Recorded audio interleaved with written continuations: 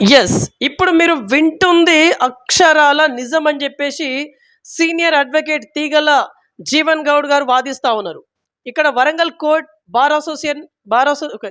ఇక్కడ Warangal court bar association ప్రెసిడెంట్‌గా వీరు విధులు నిర్వర్తిస్తా ఉన్నారు. ఇక్కడ పాయింట్ ఏందంటే ఇప్పుడొచ్చినటువంటి 3 కొత్త క్రిమినల్ చట్టాలు ఏవైతే ఉన్నాయో ఇవి మానవ హక్కులకి ఉల్లంఘించేలా ఉన్నాయని జెప్పేసి వీరు వాదిస్తా ఉన్నారు. యాక్చువల్లీ మానవ హక్కులను ఉల్లంఘించేలా ఏమున్నాయి? ఇదే ఇప్పుడు తెలుసుకుందాం. నమస్తే సార్, బాగున్నారా? నమస్తే అండి. ముందుగా బీవీఆర్ టీవీ ప్రేక్షకులకు అందరికి కూడా అభినందనలు. ఓకే. సార్, ఇక్కడ నేను మీ గురించి వచ్చే ముందు ఒకటి తెలుసుకున్నాను. మీరు పెద్ద ఎత్తున ఇప్పుడు ధర్నాలు, ఉద్యమాలు చేస్తే కానీ మనకు న్యాయం జరగదు అని జెప్పేసి మీరు పబ్లిక్ డొమైన్‌లోకి ఒక స్టేట్మెంట్‌ని పాస్ చేస్తా ఉన్నారంట. అంతగా ఇప్పుడు నష్టం ఏం జరిగింది? ఈ దేశంలో ప్రజాస్వామ్య ప్రక్రియ వ్యవస్థలో పార్లమెంటరీ ప్రజాస్వామ్య ప్రక్రియలో 3 అంగాలు ఉంటాయి అనేది జగమెరిగిన సత్యం. శాసన విభాగం, కార్యనిర్వాహక విభాగం, న్యాయ విభాగం. ఇందులో 2 విభాగాలు కలివిడిగా పనిచేస్తాయి. న్యాయ వ్యవస్థ అనేది ఒక స్వతంత్రమైనటువంటి వ్యవస్థ ఈ దేశంలో.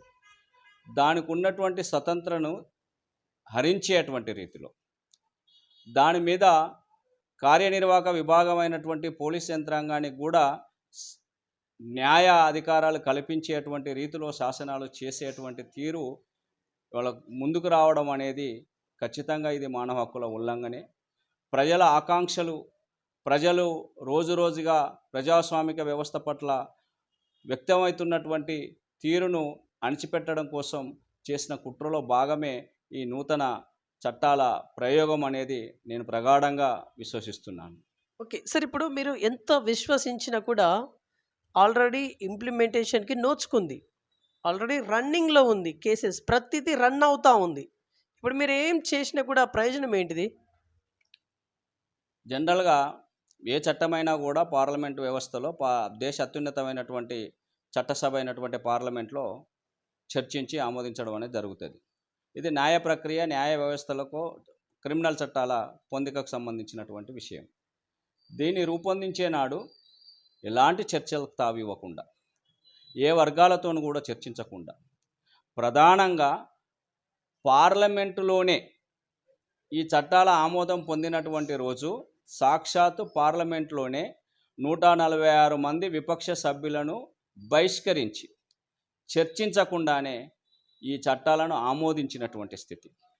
ఇప్పటికీ కూడా దాని మీద విస్తృత స్థాయిలో చర్చలు జరగాలనేటువంటి అభిప్రాయాన్ని వ్యక్తం చేస్తే ఒక పక్క కేంద్ర ప్రభుత్వము మేము చర్చలను ఆహ్వానిస్తున్నామని చెప్తుంది.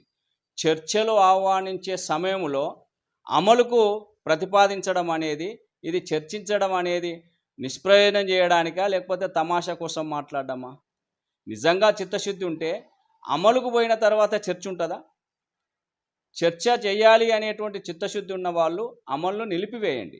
నిలిపివేసి న్యాయ కోవిధుల నుంచి, న్యాయమూర్తుల నుంచి, న్యాయవాద సంస్థల నుంచి, దేశంలో ఉన్నటువంటి వివిధ సంఘాల నుంచి వాళ్ళందరి అభిప్రాయాలు తీసుకొని దీన్ని మెరుగుపరచుకోవాల్సినటువంటిది.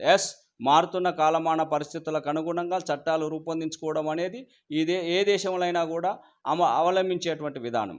కానీ ఈ దేశ పాలకులు ప్రధానంగా ఎన్డీఏ కూటమిగా దానికి ప్రాతినిధ్యం వహిస్తున్నటువంటి బీజేపీ పార్టీ అనకుండా ఉండలేనటువంటి స్థితి.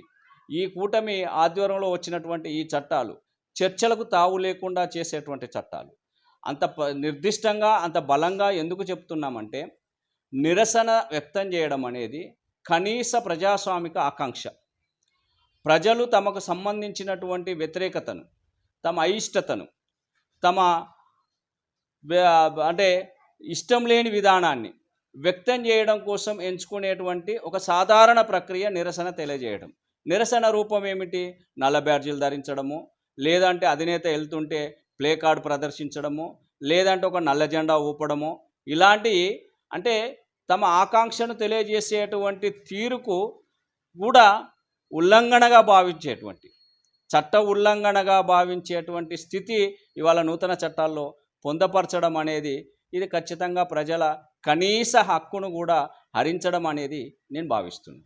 ఓకే. అంటే ఇప్పుడు మీకు నచ్చనిది ఇదొక్కటేనా? మానవ హక్కుల ఉల్లంఘన అనేది ఏదైతే ఉందో ఇక్కడ నిరసనకి ఆస్కారం లేదు. ఈ ఒక్క పాయింట్‌ని పట్టుకొనే మీరు దీనికి వ్యతిరేకిస్తా ఉన్నారా? ఒకటే అంశాన్ని మీకు ఉదాహరణగా చెప్తున్నా. నిజంగా ఈ చట్టాలలో వాళ్ళు పొందపరిచినటువంటి విషయాలు, నూతనంగా ఆవిష్కరించినటువంటి విషయాలను గనుక మనం పరిశీలిస్తే, ఇష్టం లేక సవరణలు చేసుకోవచ్చు. ఇవాళ చర్చ కూడా జరుగుతున్నటువంటి క్రమంలో సవరణలకు, నిషేధానికి తేడా తెలవకుండా మాట్లాడుతున్నటువంటి తీరు. రాజ్యాంగాన్ని చాలాసార్లు మార్చుకున్నాం. ఆ సవరణలను చేసుకునేటప్పుడు మనకు అవసరం ఉన్నటువంటి వాటిని ఉంచుకుంటాం, అవసరం లేని వాటిని తొలగిస్తాం. తొలగించిన భాగములో నూతనంగా రావాల్సినటువంటి విషయాలను పొందపరుచుకుంటాం. ఇది నిరంతర ప్రక్రియ. కానీ ఇవాళ ఈ చట్టాల్లో ఏం పొందపరిచారు వీళ్ళు? ఏని దీన్ని బలోపేతం చేసింది? ఉదాహరణకు నేను మామూలుగా సాధారణ ప్రజల కోణంలో ఆలోచిద్దాం. 420 అంటారు ఊర్లల్లో, 420 గారు వీడు అని చెప్పేసి మాట్లాడతాం. ఎవరి గురించి మాట్లాడతాం? ఏదన్నా నేరం అంటే ఒక మోసం చేసినటువంటి వ్యక్తి గురించి అంటే 75 సంవత్సరాల భారత స్వాతంత్రం వచ్చి ముగిసినటువంటి ఈ సందర్భంలో అతి కష్టం మీద ఇప్పుడిప్పుడే చట్టాలు ప్రజలకు చేరువవుతున్నటువంటి సందర్భం. 420 అనేది మోసం చేసినోడి మీద నమోదయ్యేటువంటి చట్టం సెక్షన్ అని చెప్పేసి ఇలా అది ఉందా? దాన్ని తీసుకొచ్చి ఇంకో నంబర్ పెట్టిళ్ళు. అంటే నంబర్లు మార్చడం, శిక్షాకాలం మార్చడం, ఇది కాదు కదా కావాల్సింది. శాస్త్రీయ సాంకేతిక విద్య పెరిగింది, సత్వరమైనటువంటి న్యాయం అందించడం కోసం చర్యలు తీసుకుంటాం. దాంట్లో భాగంగానే వేగవంతంగా పరిశోధన చేయడం కోసము ఇవన్నీ రూపొందించినామని చెప్పేసి చెప్తున్నారు. ఏ శాస్త్ర సాంకేతిక పరిజ్ఞానం లేనినాడు నిందితుడిని 15 రోజుల కస్టడీ అడిగినటువంటి వాళ్ళు ఇవాళ శాస్త్ర సాంకేతిక విద్య పెరిగింది, ఎక్కడున్నా కూడా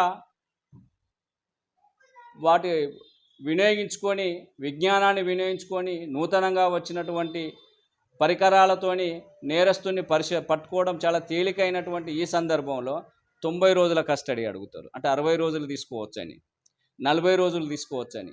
ఇది నేరస్తుని మనందరికీ తెలిసిన బహిరంగ రహస్యం.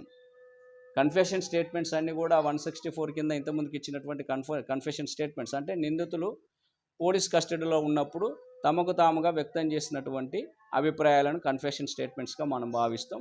ఆ కన్ఫెషన్ స్టేట్మెంట్స్ అన్నీ నిజంగా నిందితులు ఒప్పుకోలు పత్రాలైనవన్నీ పోలీసులు ఒప్పించే పత్రాల. ఇది ఒక పెద్ద చర్చ. నిర్ద్వందంగా మామూలుగా ఎవరు అడిగినా చెప్తారు. ఇక అల్లకు పోయినాక చెప్పింది వినకపోతే ఏమవుతుందో అనేటువంటి రీతిలో బహిరంగంగానే తెలిసినటువంటి పరిస్థితి. 15 రోజుల అవకాశం ఉన్న నాడు 4 రోజులు ఇస్తేనే ఆ పరిస్థితి ఉన్నప్పుడు 90 రోజుల కాలాన్ని డిమాండ్ చేసి 60 రోజులు పోతే ఇంకా అది ఏ స్థితిలో ఒప్పించేటువంటి రీతిలో మారుతుంది అనేది. అంటే ఇది నేరస్తులను భయభ్రాంతులకు గురి చేసుడు, నేరస్తులను భయభ్రాంతులకు గురి చేయడం కాదు. నేరాలను ప్రభావితం చేయగలిగే వాళ్ళకు వచ్చే నష్టం ఏమి ఉండదు. అమాయకంగా చట్టాల పట్ల అవగాహన లేని, క్షణికావేశంలో పనిచేసినటువంటి వాళ్ళు, ప్రజల ఆకాంక్షల కోసం పనిచేసేటువంటి వాళ్ళు, ప్రజాస్వామిక వ్యవస్థలో హక్కుల పరిరక్షణ కోసం పనిచేసేటువంటి కార్యకర్తలు లాంటి వాళ్ళు, ప్రతిపక్షాలు నిరసన వ్యక్తం చేయకుండా ఉండడం కోసం, భావాలను భిన్నమైనటువంటి అభిప్రాయాలకు తావు లేకుండా చేయాలనేటువంటి విధానం కోసం చేసేటువంటి తీరు వాళ్ళ పట్ల ఇంకెంత దుర్మార్గంగా వ్యవహరిస్తారనేది మనం సజీవ సాక్ష్యంగా చూస్తున్నాం. ఇంకెంత పెరుగుతుంది. దీంట్లో కూడా మీరు ఇంకోటి అర్థం చేసుకోవాల్సినటువంటి అంశం, పోలీసులు కేసులు నమోదు చేసేవాళ్ళు 41A సిఆర్పిసిలో, పాత సిఆర్పిసిలో 41A వచ్చిన తర్వాత, దాని సవరణ వచ్చిన తర్వాత ఏం చేశారు? దాంట్లో 7 సంవత్సరాల నుంచి కింది వరకు శిక్షలు పడే అవకాశం ఉన్నటువంటి కేసులలో బెయిల్ పోలీసు వాళ్ళే ఇవ్వచ్చు అని చెప్పేసి పెట్టారు. అంటే వాళ్ళే అక్కడ షూరిటీ పెట్టుకొని పంపించుకోవచ్చు అని చెప్పేసి అన్నారు. దాని ద్వారా ఏం జరిగింది? అంటే విక్టిమ్, బాధితులు ఎవరైతే ఉన్నారో, ఫిర్యాదు చేసిన బాధితులు పోలీస్ స్టేషన్ నుంచి ఇంటికి రాకముందుకే నేరారోపకు గురి అయినటువంటి వ్యక్తి, అక్యూజ్డ్ ఎవరైతే ఉన్నారో, నిందితులు ఎవరైతే ఉంటారో, నిందితులు ముందస్తుగా ఇంటికి చేరుతున్నటువంటి పరిస్థితి ఇది. అంటే ఉదాహరణకు కుటుంబ వ్యవస్థలో ఈ పురుషాధిక్యత సమాజంలో స్త్రీలపై జరిగేటువంటి హింసలో ప్రధానంగా హత్య, రేప్ తప్ప మిగతా అన్నీ కూడా 7 సంవత్సరాల లోపే ఉండేటువంటి కేసులు. సో వరకట్న వేధింపులు కావచ్చు, లేదు ఇంకా వాళ్ళ మీద చేయి చేసుకోవడమో లేదంటే కొట్టడమో ఇట్లాంటి కేసులన్నీ కూడా 7 సంవత్సరాల లోపు శిక్షలు పడేటువంటి కేసులే. ఆ కేసులలో ఏ అరెస్టులు లేవు. దాంతో ఏం జరిగింది, ఈ దేశంలో సగభాగంగా ఉన్నటువంటి మహిళలు తమకు కుటుంబ పరంగా జరుగుతున్నటువంటి హింస మనమే చట్టం చేసుకున్నాం.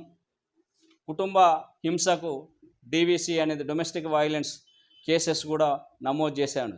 ఆ డొమెస్టిక్ వైలెన్స్ కేసెస్లలో ఈ స్త్రీ సమాజం ఎవరైనా సంతృప్తికరమైనటువంటి తీరులో ఉన్నారా, అవన్నీ కూడా ఏ కోణంలో పరిష్కరించబడుతున్నాయి, ఇవన్నీ మనం పరిశీలించుకున్నప్పుడు ఖచ్చితంగా ఈ నూతన చట్టాలు అనేది ఏవి కూడా ప్రజల ఆకాంక్షలను అణచిపెట్టడం కోసం దోహదపడే రీతిలో ఉన్నాయి తప్ప మరొకటి కాదు. ఇంకా అదనంగా మీరు అడిగారు, ఒక అంశం మీదనే వ్యతిరేకిస్తున్నారా, హక్కుల ఉల్లంఘన కోణంలోనే వ్యతిరేకిస్తున్నారా అని అంటే, నేర విచారణ ప్రక్రియ విధానం సరిగ్గా కాదు, నేరాల తీరు సరిగ్గా కాదు. ఏ అంశం వ్యక్తం చేసినా, ఒక నిరసన, ఒక రచన చేసిన, ఒక మాట మాట్లాడిన, ఒక వాక్యం చెప్పిన, అంటే లిఖితపూర్వక, మౌఖిక, లిఖిత ఏది చేసినా కూడా రాజ్య వ్యతిరేక చర్య. ఇంతకుముందుకేమో రాజద్రోహ నేరం అనేది, ఇప్పుడు దేశద్రోహ నేరం అనేటువంటి పదాల పొందికలు మార్చారు తప్ప, ఆ పదాల పొందికల్లో ఎంత సీరియస్ చేసి సెడేషన్ అనేది అంటే రెచ్చగొట్టే తీరు, ప్రజల మధ్యన వైషమ్యాలు సృష్టించేది, దేశానికి వ్యతిరేకమైనది, దేశ భద్రతకు ముప్పు వాటిల్లేటువంటి రీతిలో ఏవి మాట్లాడినా కూడా దేశ భద్రత వ్యతిరేక చర్య అనేటువంటి కోణంలో రచనలను, వాక్యాలను, కరపత్రాలను, పుస్తకాలను ఏవి ముద్రించినా, ఏది మాట్లాడినా వీటిని ఆ కోణంలో తీసుకొని కేసులు నమోదు చేసేటువంటి తీరుగా ఇవాళ క్రిమినల్ చట్టాలు ఉండడం అనేది ఆక్షేపణీయం. అది కాస్త ఎట్టి పరిస్థితులు అంగీకరించేది లేదు. సరే, ఇప్పుడు ఇది కనుక సవరణ చెయ్యాలి అని మీరు అనుకుంటున్నారు కదా, సవరణ అంటే మొత్తానికైతే అవ్వదు, కొద్దిపాటి సవరణ అయితే చెయ్యొచ్చు, దానికి ఫెసిలిటీస్ కూడా ఉన్నాయి. ఆ కొద్దిపాటి సవరణ ఏం చెయ్యాలి అని మీ డిమాండ్గా ఉంది? రైట్. మేము యాజ్ ఎ న్యాయవాదులుగా మేము ప్రధానంగా డిమాండ్ చేసేటువంటి అంశం, కేసు నమోదు చేసేటువంటి పోలీసులకే కేసులు తొలగించేటువంటి అధికారం ఇవ్వడం అనేది. ఈ నూతన చట్టాలలో పోలీస్ అధికారులకు, అంటే జిల్లా ఎస్పీ లేదంటే నగరాల్లో అయితే కమిషనరేట్ పరిధిలో అయితే కమిషనర్, వీరికి కేసులను తొలగించేటువంటి అధికారం, అంటే న్యాయ అధికారాలు కూడా కల్పించేటువంటి రీతిలో ఈ చట్టాల్లో పొందపరచడం అనేది ఇది చాలా దుర్మార్గపూరితమైనది. భారతదేశ పార్లమెంటు రాజ్యాంగ వ్యతిరేకమైనటువంటి చర్య ఇది. ఎందుకంటే భారత రాజ్యాంగంలో న్యాయ వ్యవస్థ అనేది ఒక స్వతంత్ర వ్యవస్థ. అది పోలీసుతో కానీ శాసనసభతో కానీ, అంటే చట్టసభలలో ఆ రెండు విభాగాలకు భిన్నంగా స్వతంత్రంగా ఉండేటువంటి మూడో అంగంగా ఉండేటువంటి న్యాయ వ్యవస్థ మీద పోలీస్ అధికారులకు న్యాయ అధికారాలు కల్పించడం అనేది సరైనది కాదు. ఇది తొలగించాల్సినటువంటి అంశం. ఇట్లా చాలా విషయాలు ఉన్నాయి అందులో. ఓకే సార్, ఇప్పుడు అంతిమంగా ఇక్కడ సత్వర న్యాయం జరగదు అని చెప్పేసి మీరు అంటున్నారు. కాకపోతే మీలాంటి సీనియర్ అడ్వకేట్సే సత్వర న్యాయం జరుగుతుంది అంటున్నారు. మరి మీ సహచర అడ్వకేట్స్ ఏదైతే వాదిస్తూ ఉన్నారో దాంతో మీరు ఎందుకని ఏకీభవించకుండా వేరేలా ఎందుకని చెప్తా ఉన్నారు? దీనికి కూడా ఒక క్లారిటీ ఇవ్వండి. సత్వర న్యాయం అనే దాంట్లో సత్వర న్యాయం అంటే అర్థమైంది అసలు. అదే ఈ దేశంలో మనం అర్థం చేసుకునేటువంటి రీతిలో ఎన్నికల ప్రక్రియలో కూడా జరుగుతున్న తతంగం అదే. పారదర్శకంగా ఎన్నికలు జరగాల, సత్వరంగా ఎన్నికలు జరగాల.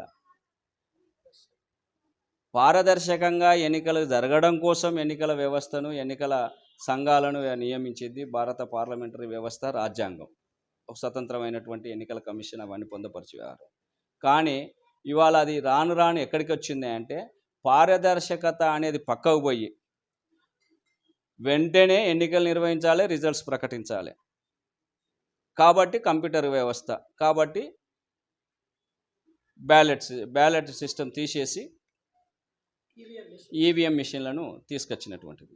ఈవీఎం మిషన్లు ఈ ప్రపంచంలోనే జయించిన, మేము ప్రపంచాన్ని ఏలుతున్నామని చెప్పుకునేటువంటి సంపన్న దేశాలైనటువంటి దాంట్లో కూడా ఈవీఎం మిషన్లు లేవు, మాన్యువల్ ఓటింగే ఉంది. నిరక్షరాస్యతకు మెజార్టీ ప్రజలుగా ఉన్నటువంటి, నిజంగా ఈవీఎం మిషన్ల ద్వారానే ఎన్నికలను విజ్ఞానవంతులైనటువంటి ప్రజలు, ఈ దేశ ప్రజలు అనేది రీతిలో ఉంటే, సాధారణ విద్యకు సంబంధించి మాట్లాడతాను నేను, శాస్త్రీయ సాంకేతిక విద్య కోణం వరకు నేను పోవట్లేదు. నిజంగా శాస్త్రీయంగా ఆ కోణంలో ఆలోచించినప్పుడు విద్యాధికులు ఈ దేశ ప్రజలైతే గుర్తులతో ఎన్నికలు ఎందుకు, పేర్లతో ఎందుకు ఎన్నికలు జరుగుతలేవు? ఇంకా గుర్తులు పెట్టుకొని వివిధ రాజకీయ పార్టీలకు ఏ పార్టీ అంటే గుర్తు చెప్తారు, పువ్వు గుర్తోడు, చెయ్యి గుర్తోడు అనేటువంటి రీతిలో, అంటే గుర్తుల పునాదిగా ఎన్నికలు జరుగుతున్నాయంటేనే దాని అర్థం ఈ దేశంలో ఇంకా అక్షరాస్యత లేనటువంటి ప్రజలు ఉన్నారు అనేదానికి నిదర్శనం. నిరక్షరాస్యత ఉన్నటువంటి ఈ దేశంలో శాస్త్రీయ సాంకేతిక విద్య పునాదిగా ఉన్నటువంటి ఈవీఎం మిషన్ల పునాదిగా ఎన్నికలు నిర్వహించడం అంటేనే అది పారదర్శకత కాదు, సత్వరం అందించాలని. అంటే సత్వరం అనేది వక్ర మార్గంలో సత్వరం కాదు, సక్రమైన పద్ధతిలో సత్వరం అందించాలి. న్యాయ వ్యవస్థ ప్రక్రియ కూడా సత్వర న్యాయం అంటే ప్రజలు సకాలములో న్యాయాన్ని పొందాలి. Delay of justice is nothing but denial of జస్టిసే. అంటే సరి అయిన సమయంలో న్యాయం అందించకపోవడం న్యాయం నిరాకరించడమే. ఎందుకంటే అంత అయిపోయిన తర్వాత న్యాయం వస్తే ఉపయోగం ఏముంది? అందుకని న్యాయము సత్వరంగా సమయానుకూలంగా రావాల్సినటువంటి అవసరం ఉంది. ఆ కోణంలో ఆలోచించుకున్నప్పుడు ఈ దేశంలో విచ్చలవిడిగా పేరుకపోయినటువంటి పెండింగ్ కేసులు సాక్షాత్ సుప్రీంకోర్టు ప్రధాన న్యాయమూర్తి గారే ప్రకటించారు. ఈ దేశంలో ఉన్నటువంటి మొత్తం కేసులు పరిష్కారం కావాలంటే ఇప్పుడున్నటువంటి పద్ధతిలో, ఇప్పుడు న్యాయ వ్యవస్థ జరుగుతున్నటువంటి పద్ధతిలో కనుక కొనసాగితే 100 సంవత్సరాలు పడుతుంది. ఈ 100 సంవత్సరాలు ఇంకెన్ని కేసులు నమోదైతే తెలియవు. ఉన్న కేసులను పరిష్కరించడానికే 100 సంవత్సరాలు పడతాయి. అందుకని సత్వర న్యాయం అందించడానికి తీసుకోవాల్సినటువంటి చర్యలు, ఖాళీలు ఉన్నటువంటి న్యాయమూర్తుల స్థానాలను భర్తీ చేయాలి, న్యాయశాఖ ఉద్యోగులను భర్తీ చేయాలి, న్యాయవాదులకు నిరంతర ప్రక్రియ ఎవ్వరూ పట్టించుకోకుండా వదిలేసారు. నిజంగా సత్వర న్యాయము, విలువైనటువంటి చట్టానికి సంబంధించినటువంటి విలువైనటువంటి ప్రక్రియ బలోపేతం కావాలంటే న్యాయవాదులు నిరంతరం చట్టాల మీద తమ అవగాహనను పెంపొందించుకున్నప్పుడు మాత్రమే విలువైన వాదనలు ముందుకొచ్చినప్పుడు న్యాయస్థానము, జడ్జి గారు ఒక విలువలతో కూడిన విలువైనటువంటి న్యాయ ప్రక్రియలో భాగంగా తీర్పులు వెలువడించడానికి ఆస్కారం అవుతుంది. కానీ ఈ దేశంలో న్యాయవాదులకు శిక్షణలు ఇచ్చేటువంటి తీరు ఈ ప్రభుత్వాలు ఇప్పటివరకు ఎక్కడ తీసుకోలేదు. న్యాయమూర్తులకు మాత్రమే శిక్షణ ఇస్తారు జ్యుడిషియల్ అకాడమీలో, కానీ న్యాయవాదులకు శిక్షణ ఇచ్చేటువంటి పరిస్థితి లేదు. అందుకని సత్వర న్యాయం అందించడం కోసం చేయాల్సినటువంటి పనులు, న్యాయ వ్యవస్థను ప్రజలకు చేరువలో తీసుకెళ్లడం, న్యాయ వ్యవస్థను ప్రజలకు అర్థమయ్యే రీతిలో ప్రజల భాషల్లో ప్రజల్లోకి తీసుకెళ్ళి ఆ విజ్ఞానాన్ని అందించడం మూలంగా సత్వర న్యాయం జరుగుతుంది, సమన్యాయం జరిగేటువంటి ఆస్కారం ఉంటుంది. తప్ప మీరు అనుకునేటువంటి రీతిలో ఇది వేగవంతంగా శిక్షలు పెంచేసి అర్థవంతం లేనటువంటి అధికారాలు కల్పించి నేర పరిశోధన చేసేవానికి న్యాయ నిర్ణయ అధికారాలు ఇచ్చేటువంటి రీతిలో చేయడం అంటే దుడ్డున్నోనికి బర్రెప్ప చెప్పు అన్నట్టుగా ఎవరికి చేతుల కట్టి ఉంటే వాడికే రాజ్యం అప్పగించాలనేటువంటి స్థితి చేయడం అనేది దుర్మార్గపూరితమైనది. అది రాజరిక వ్యవస్థ, ప్రజాస్వామ్య ప్రక్రియ వ్యవస్థ కాదు అనేది మేము వ్యక్తం చేస్తున్నాం. ఓకే సార్, ఇప్పుడు మీరు కొత్తగా ఇంప్లిమెంటేషన్ కాబడినటువంటి ఈ చట్టాలు ఏదైతే ఉన్నాయో, ఈ చట్టాల ప్రకారమే ఏదైనా కేసెస్ వాదించిల్లా? అట్లాంటి కేసెస్ ఏమైనా వచ్చాయా మీకు యాజ్ ఏ అడ్వకేట్గా? లేదు, ప్రారంభమై 10 రోజులే అవుతుంది కదా. ఈ 10 రోజులలో నేను అడ్వకేట్ అంటే బార్ అసోసియేషన్ ప్రెసిడెంట్గా ఉన్నా కాబట్టి ఆ ప్రక్రియలోనే ఉన్నాను. కొంత ఆ పనుల ఒత్తిడి మూలంగానే, కానీ నేను ఈ 10 రోజులలో కేసులు ఇంకా తీసుకోలేదు. నూతనంగా కేసులు అయితే ఏం తీసుకోలేదు. అంటే ఫ్యామిలీ కేసెస్కి సంబంధించిన దాంట్లో పాత ప్రక్రియ ఎంబడే కొనసాగుతున్నటువంటిది. నేను ప్రధానంగా ఫ్యామిలీ కేసెస్ చేస్తాను, క్రిమినల్ కేసులు కూడా చేస్తుంటాము. క్రిమినల్ కేసులు అయితే ఇప్పటివరకు నేను తీసుకోలేదు. అంటే తీసుకోకపోవడానికి ప్రధాన కారణం ఏంటంటే, నేను బార్ అసోసియేషన్ అధ్యక్షుడిగా నా పదవిని దానికోసం కేసుల కోసం ఉపయోగించొద్దనేటువంటి రీతిలో ఒక నిర్ణయం తీసుకున్నటువంటి వ్యక్తిగా నేను కేసుల వెంట ఇప్పుడు పోవట్లేదు. Okay sir. శిక్షల గురించి ఏం చెప్తారు? ఇప్పుడు మీ వరంగల్ గురించి మనం మాట్లాడదాం. వరంగల్‌లో రీసెంట్‌గా ఏసీపీ గారు ఏమన్నారంటే, వరంగల్‌లో మర్డర్ కేస్‌తోనే ఈ కొత్తగా స్టార్ట్ అయిందని చెప్పేసి అన్నారు. ఈ కొత్త చట్టంలో మర్డర్ కేస్‌తోనే స్టార్ట్ అయిందంట. ఏసీపీ గారు చెప్పినటువంటి వాదన. సరే, ఇప్పుడు ఈ మర్డర్ కేస్‌నే మనం ఎగ్జాంపుల్‌గా తీసుకుందాం. సరే, ఎట్లాంటి శిక్ష ఉండబోతుంది? ఆ నిందితుడికి ఎట్లాంటి శిక్ష అనేది ఉండబోతుంది? యాస్ ఎ అడ్వకేట్‌గా మీకున్నటువంటి అనుభవంతోని చెప్పండి. ఇది కొత్త చట్టాలకు అనుగుణంగా. నేను అదే చెప్తున్నాను. నేరం అనేది ఎవరైనా కూడా వ్యతిరేకించాలి. హత్య అనేది దుర్మార్గపూరితమైనటువంటిది. అది ఏ కోణంలో ఎవరు చేసినా కూడా మనిషి ప్రాణాలను హరించే రీతిలో చేసేటువంటి చర్యలను సభ్య సమాజం అందరం కూడా వ్యతిరేకించాలి, తిరస్కరించాలి, నిందితునికి శిక్ష పడాలి.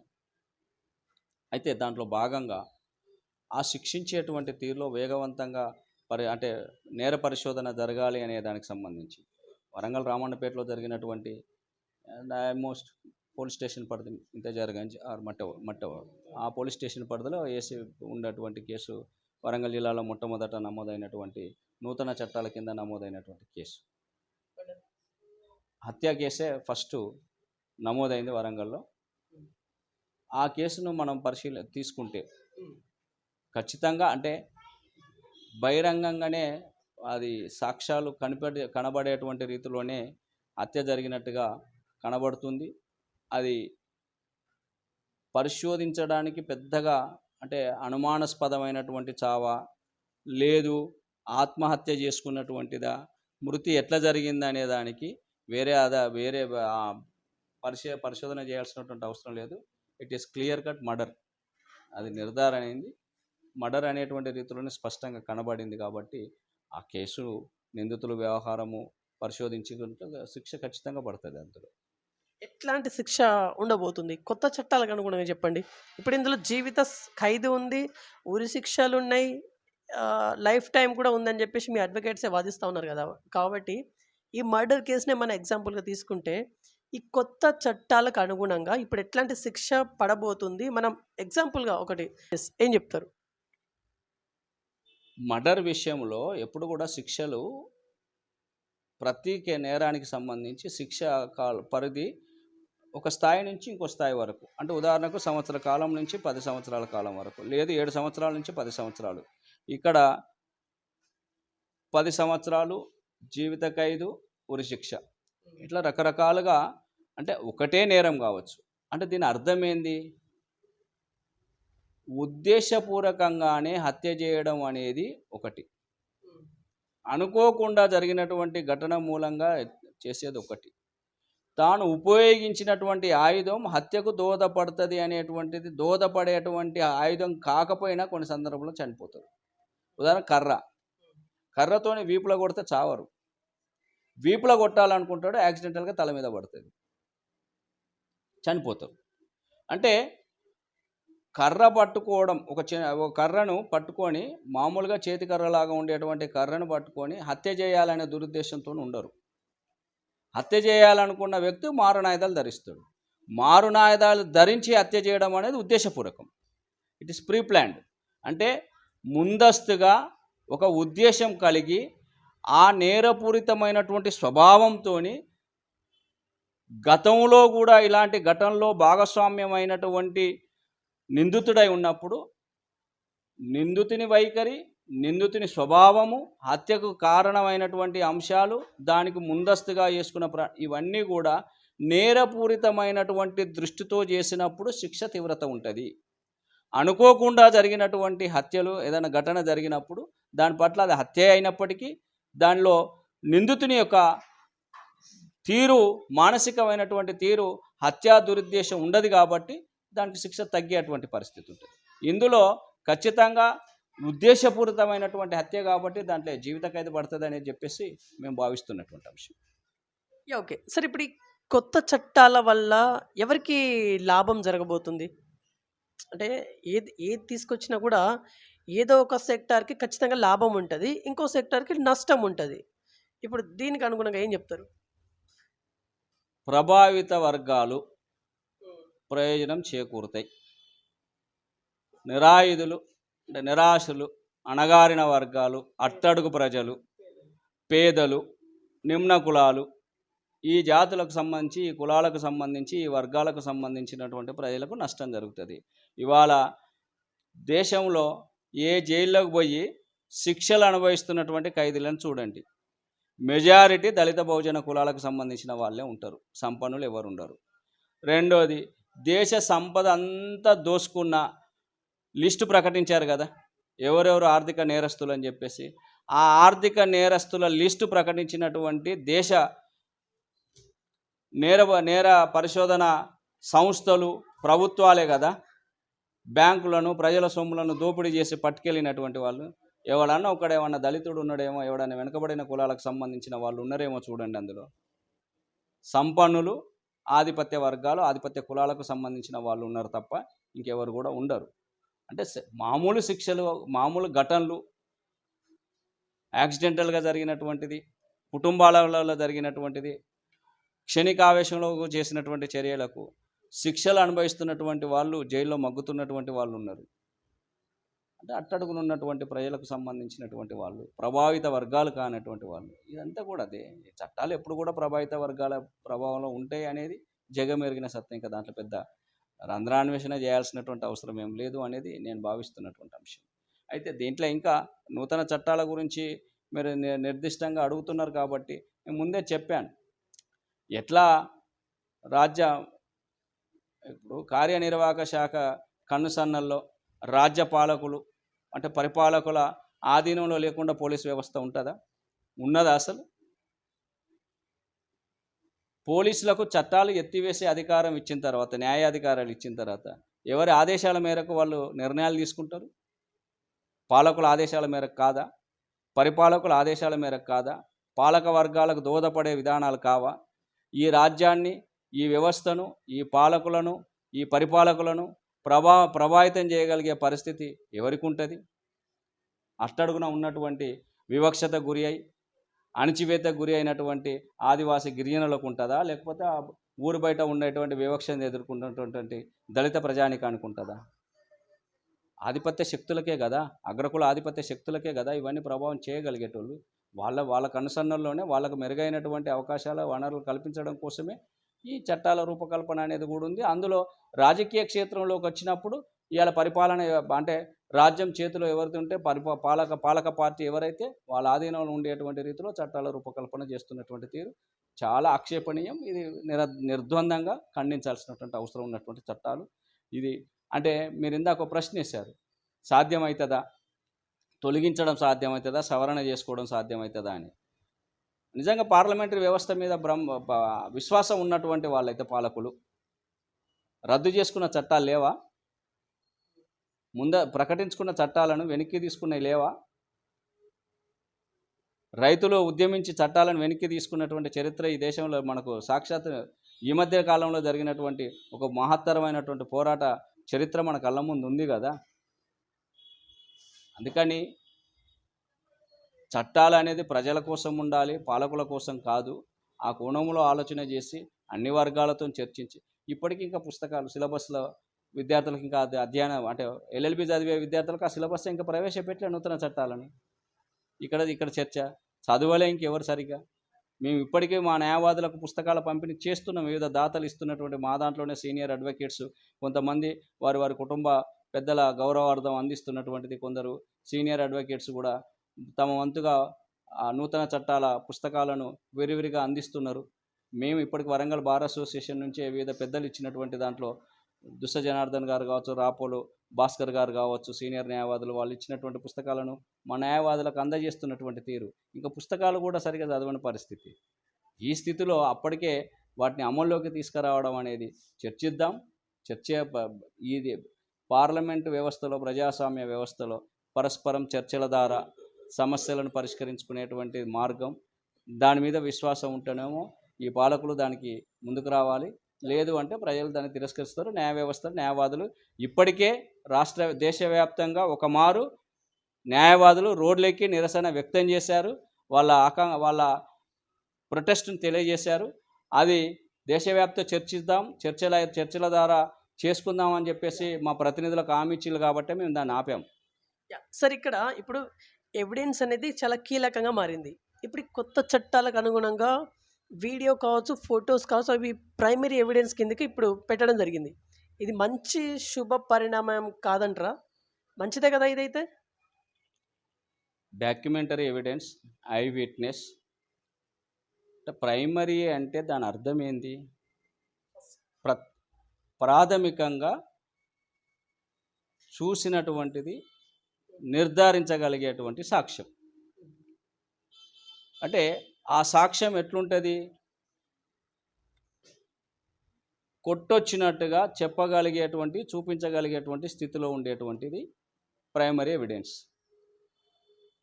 సర్కమ్స్టెన్షియల్ ఎవిడెన్స్ అంటే పరిసరాలలో దొరికేటువంటి ఆధారాలతో ఉండేటువంటిది. రాత్రి 8 గంటలకు హత్య జరుగుతుంది. అనుమానించడానికి ఆ 8 గంటల రాత్రిలో ఆడ హత్య శవం పడి ఉంటుంది. ఓ వ్యక్తి 5 నిమిషాలకు అక్కడి నుంచి పోయినట్టుగా ఒక వ్యక్తి చూస్తాడు. It is a circumstantial evidence. చంపంగా చూడలే. అయితే ఇదే ఆ చూసిన వ్యక్తే వీడియో తీసిండు అనుకో, వీడియో మార్ఫింగ్ కూడా చేయొచ్చు. ఆ సందర్భంలో ఆ వ్యక్తిని, తనకు నచ్చినటువంటి వ్యక్తిని, తనకు ద్వేషం ఉన్నటువంటి వ్యక్తిని ఆ సందర్భంలో, ఆ సమయంలో అక్కడి నుంచి నడుచుకుంటూ వెళ్తున్నాడు అనేటువంటి రీతిలో వీడియోలు కూడా మార్ఫింగ్ చేయొచ్చు. ఇప్పటి వరకు కూడా అత్యున్నత దేశంలో ఉన్నటువంటి అత్యున్నత న్యాయస్థానాలు వీడియోగ్రఫీని యాక్సెప్ట్ చేయలే. ఎందుకంటే there is a scope morphing చేయడానికి ఆస్కారం ఉండేటువంటిది. ఇవాళ దాన్ని తీసుకొచ్చేసి పెట్టేశారు ప్రైమరీ ఎవిడెన్స్గా. సార్ ఇక్కడ సైంటిఫిక్ దాన్ని ప్రూవ్ చేయొచ్చట కదా. ఇప్పుడు ఫర్ ఎగ్జాంపుల్ వీడియోను లేని దాన్ని ఉన్నట్టుగా ఫర్ ఎగ్జాంపుల్ ఎడిట్ కనుక చేస్తే అక్కడ సైంటిఫిక్గా దాన్ని ప్రూవ్ చేయొచ్చట కదా. అదే అంటున్నానండి, సైంటిఫిక్గా ప్రూవ్ చేసి ముందైతే ఆరోపణ గురి ఆడైతే జైలుకైతే పోతాడు కదా. అక్కడ వరకైతే ప్రాథమిక ఆధారాలు ఉన్నాయనే పేరు మీద రాజకీయ ప్రయోజనాల కోసం ప్రభావాలకు గురి అయ్యి న్యాయాధికారాలు కలిగినటువంటి పోలీస్ వ్యవస్థ కేసు నమోదు చేసి ఆలనే చేసి మళ్ళీ లేదని చెప్పడం, వాళ్ళ వంతే తీసేయడం, వాళ్ళ వంతే కలిగినటువంటి స్థితిలో ఇవన్నీ కూడా ఎవరికి దోహదపడతాయి?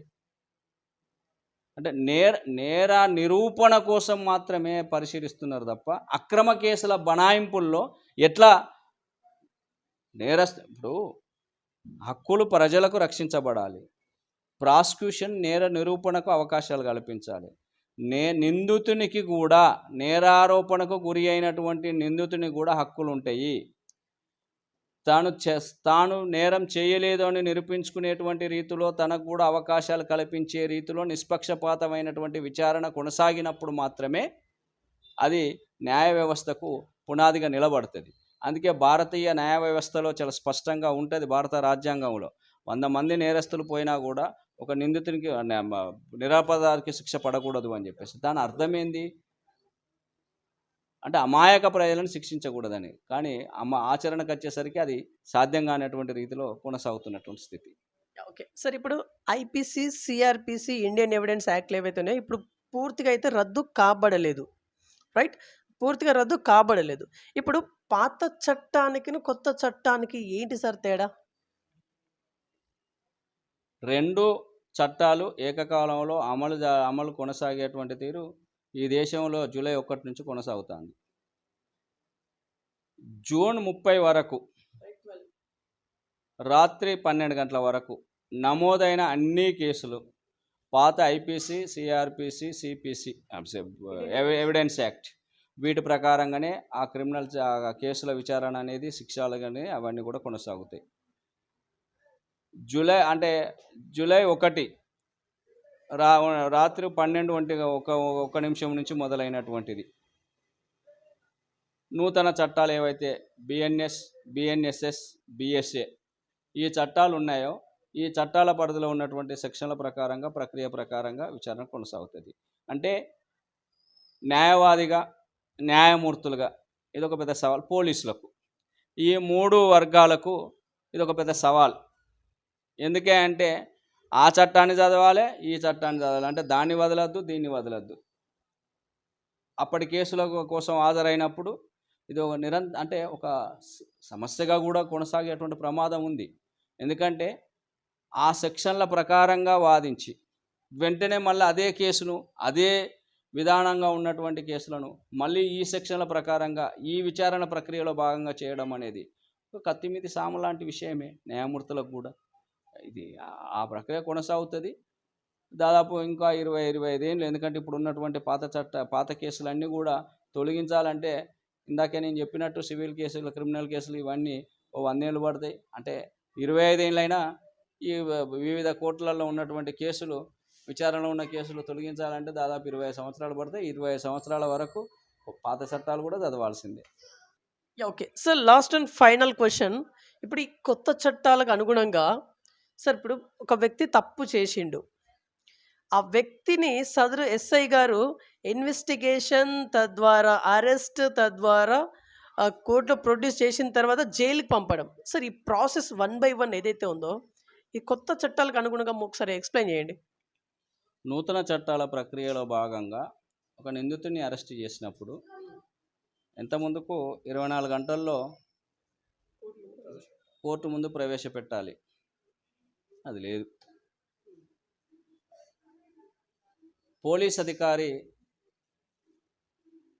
ఏ అంశాలలో కాగ్నిజెన్స్ తీసుకోవాలంటే తను నేరుగా కోర్టు అనుమతి లేకుండా కూడా అరెస్ట్ చేసేటువంటి విధానం, ఎప్పుడు కేసు నమోదు చేసినప్పుడు ఎప్పుడు అరెస్ట్ చేయాలి, ఇవన్నీ కూడా ఒక నిర్దేశించినటువంటి అంశాలు.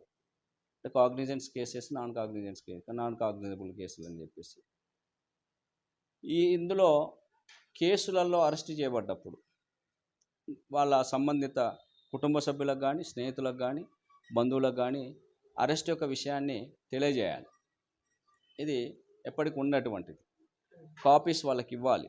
వాళ్ళ మీద నమోదైనటువంటి కేసులు వివరాలు ఏదైతే ఎఫ్ఐఆర్ కాపీస్ ఉంటాయో రిమాండ్ చేయగానే, అంటే రిమాండ్ కంటే ముందు అరెస్ట్ చేయగానే వాళ్ళకి ఇవ్వాలి. ఎందుకంటే బెయిల్ అనేది వాళ్ళ హక్కు. బెయిల్ తీసుకోవడం అనేది నిందితుడి హక్కు. బెయిల్ ఇవ్వకపోవడం అనేది న్యాయ వ్యవస్థ అంటే అధికారానికి సంబంధించినటువంటి అంశం. The discretion power of the court regarding issuing a bail, granting of bail or not. But whereas towards accused, it is right of the accused, అంటే నిందితుని యొక్క హక్కు.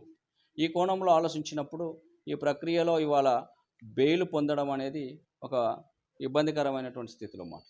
ఎందుకే అంటే విచారణ పేరుతోనే రోజుల తరబడి పోలీసులు నిందితుడిని తమ కస్టడీలో ఉంచుకునేటువంటి అవకాశం పెంపొందించారు ఈ విచారణ ప్రక్రియలో. ఎందుకే అంటే ఇంతకుముందుకు ఏ కేసులైనా నిందితుని అరెస్ట్ చేసినప్పుడు ఇన్వెస్టిగేషన్కు, విచారణకు ఆ యొక్క అంటే అరెస్ట్ చేయగానే 24 గంటల్లో కోర్టులో హాజరుపరచాలనే నిబంధన ఉంది కాబట్టి ఆ నిబంధనకు లోబడి మేము నిందితుని తీసుకొచ్చాం. కానీ ఈ కేసు పరిశోధన జరగాలంటే దీంట్లో నిందితుడు మా కస్టడీకి అవసరం ఉంది, ఆయనను విచారించాల్సినటువంటి అవసరం ఉంది అని చెప్పేసి పోలీసులు అడిగేది. అది 15 రోజుల లోపు మాత్రమే అడిగేటువంటి ఒక వెసులుబాటు ఉన్నటువంటిది. ఇవాళ ఏం చేశారు దాన్ని పోలీసులు అంటే, ఈ నూతన చట్టాల ద్వారా 90 రోజుల వరకు, 60 రోజులు ఇచ్చేటువంటి రీతిలో 90 రోజుల వరకు అడగచ్చు. అంటే 10 సంవత్సరాల పైబడి శిక్షలు పడేటువంటి కేసులో 90 రోజుల లోపు అడగాలి, 60 రోజుల వరకు ఇవ్వచ్చు వాళ్ళకు. అదే 7 సంవత్సరాల లోపు ఉన్నటువంటి కేసులకైతేనేమో 60 రోజులలో అడగాలి, అది 40 రోజుల వరకు కస్టడీకి ఇవ్వచ్చు. అంటే ఒకసారి నిందితుడు కనుక ఒక కేసులో అరెస్ట్ కాబడితే, అది బెయిలబుల్ కేసెస్ అయితే అప్పుడే బెయిల్ వచ్చేది, ఇమీడియట్లీ బెయిల్ వచ్చేది. నాన్ బెయిలబుల్ కేసు అయితే కొంత 2 రోజులు, వారం రోజుల లోపు మామూలుగా ఉండదు. Severe cases, whether it is murder, dacoit, అట్లాంటి సివియర్ కేసెస్లు 307 అటెంప్ట్ మర్డర్స్, రేపు ఇట్లాంటి కేసులలో మాత్రం సివియర్గా 30 days అట్లా till filing of the charge sheet అనేటువంటి ఒక కండిషన్ మీద ఉండేది. కానీ వాళ్ళు ఏమైంది, విచారణ పేరు మీద, మాకు విచారణకు అవసరం ఉన్నదనే పేరు మీద పోలీసుల మీద ఆధారపడి కస్టడీ ఆయన వారం రోజులు అంటే 60 రోజులు అడిగితే 60 రోజులు కనుక కోర్టు కస్టడీ ఇస్తే 60 రోజులు అడిగాక పోలీసులకు ఉన్న తర్వాత వాళ్ళు అడగక మానరు. వీళ్ళు ఎట్లాగో 20 రోజులైనా ఇయ్యక మానరు. 60 రోజులు ఉన్నప్పుడు 20 రోజులు ఇయ్యరా? ఎందుకంటే 15 రోజులు ఉన్ననాడు వారం రోజులు ఇచ్చినటువంటి సందర్భాల్లో అంటే ఒక నిందితుడు ఒక కేసులో అరెస్ట్ అయితే మినిమం బెయిల్ రావడానికి 1 నెల రోజులు ఖచ్చితంగా, అది ఏ కేసు అయినా కూడా విచారణ పేరు మీద మేము చేయాలనే పేరు మీద 1 నెల రోజుల వరకు జైల్లో పెట్టేటువంటి ప్రక్రియ ఇలా నూతన చట్టాల వల్ల ఉత్పన్నమవుతాయి. ఇది కార్యాచరణలకు వచ్చినప్పుడు మనకు అర్థమయ్యేటువంటి తీరు.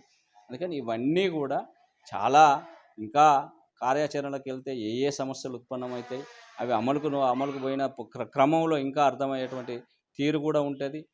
అవి కొన్ని వదిలేసిళ్ళు కూడా ఏంది అంటే లెట్ ఇట్ ప్రాక్టికాలిటీగా పోయిన తర్వాత తెలుసుకుందాం అనేటువంటి రీతిలో ఇంకా న్యాయమూర్తులకు కూడా స్పష్టత రానటువంటి అంశాలు కూడా ఉన్నాయి. వాళ్ళు కూడా మొన్ననే శిక్షణా శిబిరాలకు వెళ్ళారు.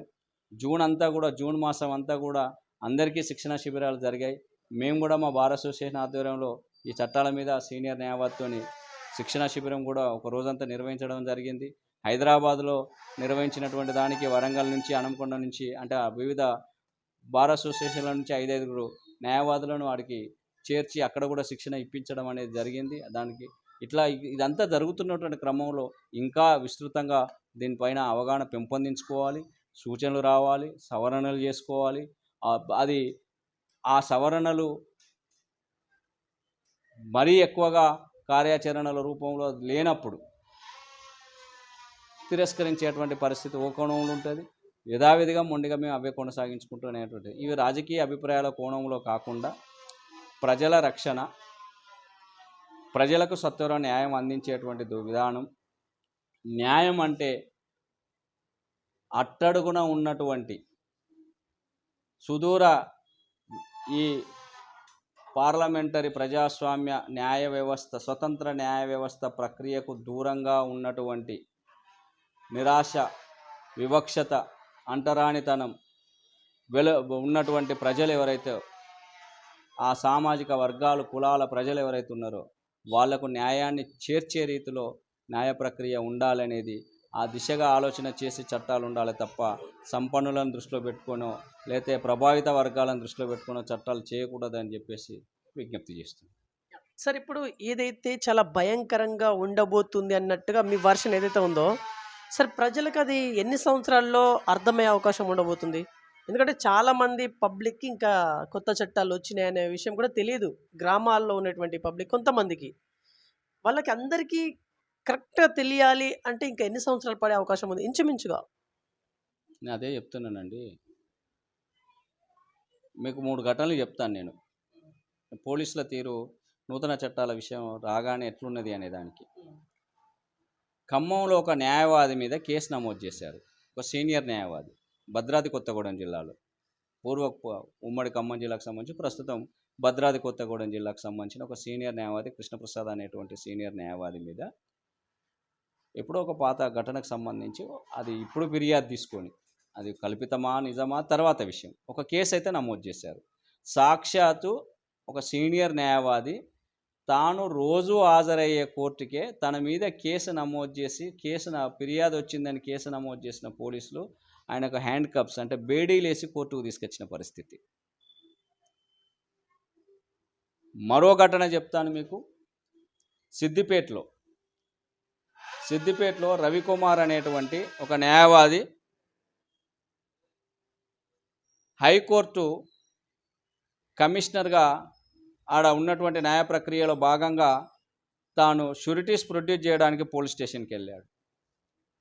తాను ఏ నిందితుని కోసం అయితే షూరిటీస్ పెట్టడానికి వెళ్ళాడో తన్ని అప్పటికప్పుడు షూరిటీ అడ్వకేట్ వచ్చిండని తెలిసి పోలీసులు లేనటువంటి వైద్య పరీక్షలు చేయించాలని చెప్పేసి హాస్పిటల్కి తరలించారు.